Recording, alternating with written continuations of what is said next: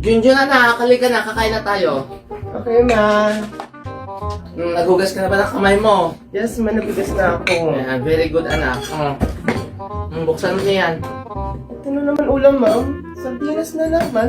Wala bang iba? Ano ba yan mo? Sardinas na naman. Lagi na lang sardinas ang ulam.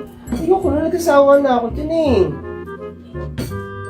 Aray, ikaw na, ma. Ang pinagsasabi mo na Ano naman. naman? Nasanay ka kasi sa mga fried chicken, lechon, pork steak.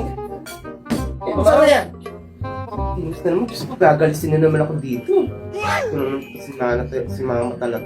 Gagalisin mo ka ng galis. Ting bata ka. Saling nyo na. Ayoko magsaling yan. Iyo. Anong ew? Ano yun? Sardinas. Ay, ang bantot. Iyo. Ayoko na yan. Sawa na ako. Tignan mo, galis na ako, oh. Mukha ka naman galisin, anak. Normal lang yan. Sige, kumain ka na. Alam mo, kung anong nakahain sa lamesa, anak, ay, Ano ko nga nun eh. Kasi naman eh. pagpasalamat mo kung anong nakahain dyan. Sardinas eh. Yan, talaga anak na to. Kala mo naman kagandahan eh. Kumain ka na. Oh. Ayoko nga nun eh. Mama naman eh. Kakain mo ka.